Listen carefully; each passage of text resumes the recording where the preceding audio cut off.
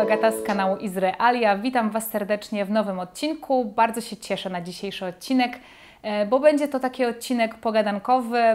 Podzielę się z Wami swoimi przemyśleniami i liczę też mocno na Wasz odzew dotyczący tematu dzisiejszego odcinka.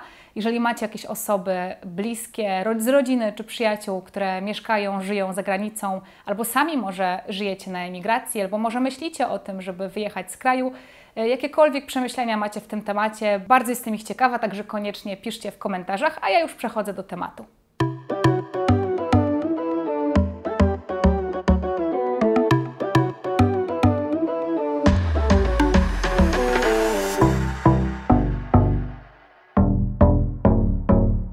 Pierwsze zagadnienie to są relacje. Mam w tym temacie sporo obserwacji, ale myślę, że zacznę od takiej najprostszej, że emigracja przewartościowuje wiele rzeczy, w tym właśnie podejście do relacji międzyludzkich. No i wiąże się z takim trudnym tematem, jakim jest nawiązywanie nowych znajomości, szukanie nowych przyjaciół w zasadzie od zera, bo wyjeżdżając za granicę często, o ile nie w większości przypadków, zostawiacie za sobą rodzinę czy przyjaciół, których znacie na przykład od dzieciństwa. No i tutaj okazuje się, że nie dość, że jesteście w obcym kraju, to jeszcze trzeba poznawać mnóstwo obcych ludzi i starać się jak najmocniej, żeby przestali być obcy, starać się, żeby stali się Wam bliżsi. No i to jest trudne, dlatego że po pierwsze w grę wchodzi język. Ja na przykład szukałam Polaków w Izraelu, żeby móc chociaż trochę poużywać tego języka polskiego, bo brakowało mi tego, żeby w ogóle mówić w swoim ojczystym języku, bo nie miałam za bardzo do tego okazji. Więc to było dla mnie ważne i czułam, że potrzebuję też kogoś, kto jest z tej samej kultury, z tego samego kraju, żebyśmy mogli sobie na przykład wspólnie ponarzekać na Izrael albo w ogóle jakby podzielić się przemyśleniami, wiedząc, że mamy te same przyzwyczajenia, oczekiwania i tak dalej. Z drugiej strony też od początku w zasadzie tuż po emigracji szukałam sobie znajomych nie tylko wśród Polaków. Znajomość języka angielskiego pozwalała mi na to, że mogłabym takie relacje nawiązywać też nie tylko z Polakami, więc myślę, że zachęcam wszystkich, którzy żyją gdzieś tam za granicą, jeżeli mają taką możliwość językową, żeby nie zamykać się tylko na swoją nację, ale też szukać przyjaźni wśród innych kultur. Po bliższym poznaniu i tak okazuje się, że pomimo, że jesteśmy z zupełnie innych kontynentów, to jak usiądziemy sobie przy stole razem na kawę, to wcale aż tak bardzo się nie różnimy i te różnice zaczynają się rozmywać. Kolejną moją obserwacją, może trochę mało optymistyczną, chociaż też myślę, że można by znaleźć jakieś zalety tej sytuacji, jest to, że na emigracji często nawiązuje się znajomości z osobami, które być może nie byłyby Waszym pierwszym wyborem w Waszym kraju ojczystym. Trochę poplątałam, mam nadzieję, że wiecie, o co mi chodzi. Czyli jakby obniżacie nieco wymagania, dlatego że emigracja wiąże się z niesamowitym poczuciem samotności momentami i takim pragnieniem nawiązania przyjaźni z kimś, możliwością, żeby usiąść nawet i po prostu się komuś wygadać.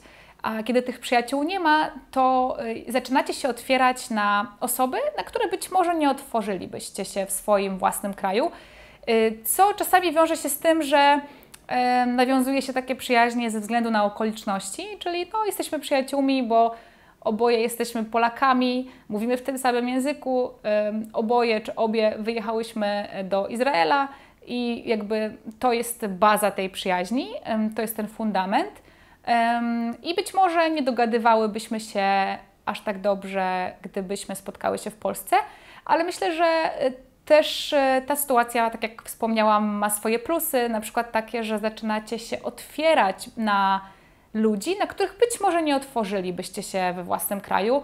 I to jest fajne, bo nie skreślacie ludzi tak szybko. Nowym uczuciem, które towarzyszyło mi podczas szukania przyjaciół w Izraelu, to było takie nieprzyjemne uczucie jakby desperacji i takiej potrzeby odsłonięcia się przed innymi ludźmi, stanięcia przed nimi i powiedzenia: hej, nie mam przyjaciół, czy ktoś chciałby ze mną na przykład dzisiaj wyskoczyć na kawę. I takie posty też pojawiają się często na Facebooku, na przykład w różnych grupach facebookowych. Jest sporo grup właśnie, czy to Polacy w jakimś tam konkretnym kraju, na przykład Polacy w Izraelu, czy Polacy w Danii, ale też grupy międzynarodowe, po prostu dla emigrantów w danym kraju. No i na tych grupach często nawiązują się przyjaźnie, no ale to wiąże się z tym, że trzeba wyjść z tej swojej strefy komfortu i po prostu poprosić, powiedzieć ludziom, że szukacie przyjaciół. Zajęło mi to oczywiście sporo czasu, ale w tym momencie akceptuję to, że to nie jest desperacja, tylko takie są okoliczności. Jesteśmy w obcym kraju, jeżeli nie chcemy umrzeć w samotności, to czasami musimy po prostu się przyznać, że szukamy nowych znajomych. I co się okazuje, mnóstwo osób jest w podobnym położeniu, nie jesteście w tym jedyni, także to też jest trochę takie pokrzepiające. Ostatnia rzecz, która przychodzi mi do głowy w temacie relacji, to jest to, że no niestety emigracja wiąże się z tym, że niektóre ze znajomości czy przyjaźni, które zostawiliście za sobą wyjeżdżając z kraju, będą musiały się zakończyć. Z różnych powodów. Pierwszym takim chyba najczęstszym powodem jest po prostu to, że utrzymywanie przyjaźni na odległość jest trudne. I takie przyjaźnie często umierają po prostu śmiercią naturalną, niestety. Drugim takim powodem, myślę, że chyba jeszcze bardziej przykrym, chociaż całkowicie naturalnym, jest to, że wyjeżdżając z kraju zupełnie możecie się zmienić, zmieni się Wasz światopogląd, patrzenie na świat. Emigracja niesamowicie otwiera umysł, takie są przynajmniej moje doświadczenia. I często jest tak, że trochę zaczynacie się rozmijać ze swoimi przyjaciółmi i to doświadczenie, którego Wy nabraliście, zmieniło Was na tyle, że przestajecie się dogadywać z osobami, z którymi dogadywaliście się świetnie przed doświadczeniem emigracji. No i nadchodzi taki moment, że trzeba zdecydować, czy warto utrzymywać przyjaźń tylko ze względu na wspólną przeszłość. Bardzo trudna decyzja, oczywiście indywidualna, każdy widzi to inaczej. No i jest to trochę przykre obserwować, że ludzie się rozmijają, a z drugiej strony, tak jak mówię, jest to całkowicie normalne. Nawet bez doświadczenia emigracji zmieniamy się często tak, że przestajemy w pewnym momencie iść w tym samym kierunku i drogi się rozchodzą. Przechodzę do kolejnego wątku, jakim jest język. Chyba nikogo tutaj nie zaskoczę, ale powiem Wam takich kilka rzeczy, które pomimo, że mogłyby się wydawać oczywiste, to często nie myślimy o nich nawet w takim codziennym życiu. Po pierwsze to, jak żyjecie w swoim własnym kraju, no to jakby nie ma w ogóle problemu, żeby, nie wiem, zadzwonić do lekarza, czy załatwić coś w banku, czy zrozumieć to, co się dzieje wokół Was na ulicy, czy, nie wiem, zamówić kawę w kawiarni, czy przeczytać jakiś napis na ulicy. To są rzeczy, o których nawet nie myślicie na co dzień. No a po wyjeździe z kraju te wszystkie małe pierdoły zaczynają być problemem i zaczynają być uciążliwe. Z Izraelem też dochodziła taka kwestia, że nie tylko jest to nowy język, ale też nowy alfabet. Więc po przyjeździe tutaj nie potrafiłam przeczytać nawet znaku czy rozkładu jazdy na przystanku autobusowym. W ogóle nie potrafiłam niczego przeczytać, co było wokół mnie na ulicach. No i to było bardzo stresujące. Stresujące też było to, że szłam ulicą i czułam taki niepokój, bo nie rozumiałam, co wokół mnie ludzie mówią. Jedną z takich najbardziej stresujących sytuacji były dla mnie takie momenty, kiedy na przykład policja mówiła coś przez megafon, a ja nie potrafiłam zrozumieć, co oni mówią. I myślę sobie, kurczę, a co jeżeli oni właśnie mówią, żeby, nie wiem, ewakuować się z budynku, a ja sobie tutaj siedzę na kanapie i oglądam Netflixa, nie rozumiejąc, co oni tam w ogóle krzyczą. Także emigracja wiąże się z tym, że codziennie, nawet w takich najmniejszych czynnościach borykacie się z tym problemem językowym. No nie mówiąc już o tym, że bez języka, moim skromnym zdaniem, ciężko w ogóle wejść i wgryźć się w kulturę, więc dla mnie ten język od samego początku był bardzo ważny. Podsumowując, najprostsze dotychczas czynności, które wykonywaliście bez zastanowienia, stają się problematyczne, nawet proste zapłacenie rachunków. Kariera. Pomimo że emigracja zazwyczaj wiąże się z chęcią podwyższenia standardu życia, no to różnie to bywa w praktyce. Na przykład wyobraźcie sobie sytuację, że w swoim własnym kraju byliście zatrudnieni na jakimś wysokim stanowisku, no ale wyjeżdżacie do nowego kraju, w którym, nie wiem, nie znacie języka albo nie macie licencji, na przykład mówię o prawnikach. No i okazuje się, że nie możecie wykonywać swojego zawodu, przynajmniej na początku, w nowym kraju, więc jesteście zmuszeni zarabiać na życie w inny sposób i często to się wiąże z degradacją. Sama osobiście znam przypadki osób, które na przykład w swoim ojczystym kraju zajmowały stanowiska dyrektorskie, a po przyjeździe do Izraela musiały zacząć zajmować się sprzątaniem. I oczywiście nie ma nic złego w sprzątaniu jako takim.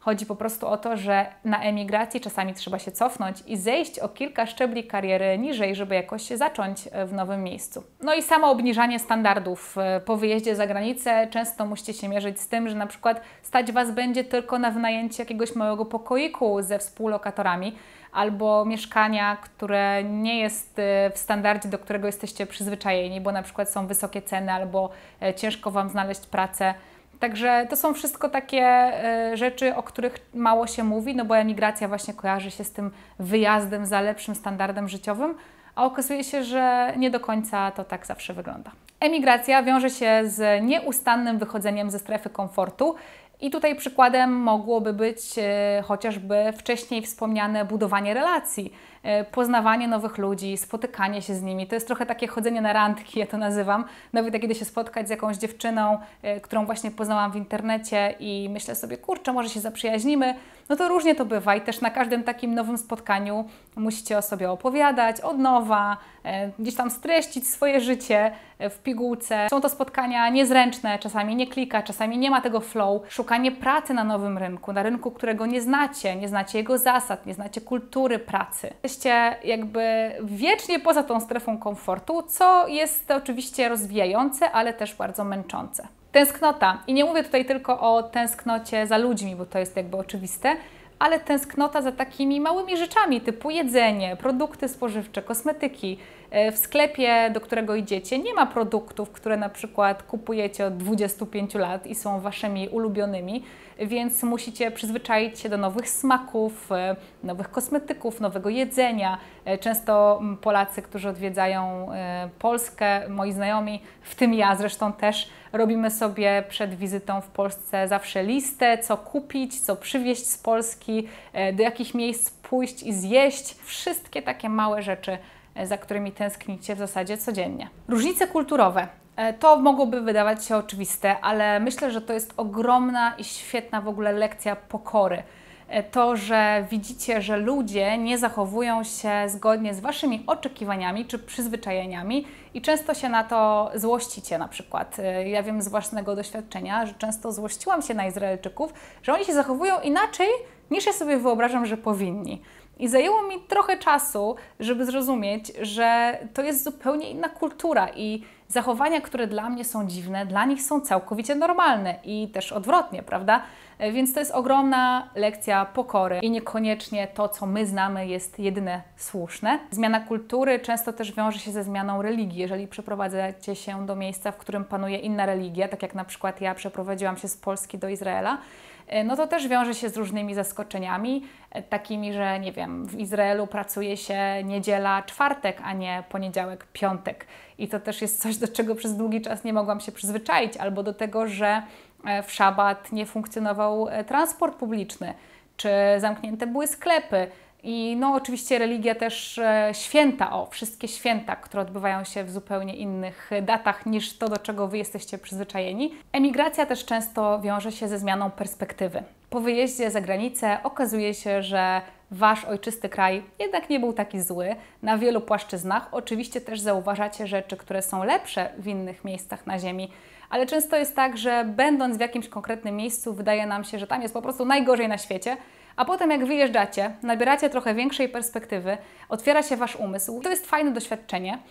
Często też oczywiście wiąże się z tym, że po prostu fantazjujecie, idealizujecie miejsce, z którego przyjechaliście, ale to jakby jest zupełnie inne zagadnienie. Myślę, że często zaczynamy doceniać swoją ojczyznę dopiero jak z niej wyjedziemy. Ale jakbym miała tak na koniec podsumować, to myślę, że emigracja jest przede wszystkim ogromną lekcją życia, lekcją samodzielności, ale też lekcją proszenia o pomoc, bo często pomimo, że jesteście zmuszeni być bardzo samodzielni, to bez pomocy innych się nie obejdzie. Jest też ogromną przygodą, bo codziennie dzieje się coś nowego, codziennie nowe miejsca, nowi ludzie, gdzieś tam słyszycie nowe słówka w nowym języku. No i jest niesamowicie rozwijająca. Myślę, że otwiera umysł jak żadne inne doświadczenie w życiu. Także chyba tyle w tym temacie z moich przemyśleń. Mam nadzieję, że odcinek Wam się podobał. Tak jak mówiłam, czekam na Wasze komentarze. Koniecznie dajcie znać, jakie są Wasze opinie w tym temacie. A ja Wam za dzisiaj dziękuję i do zobaczenia w nowym odcinku.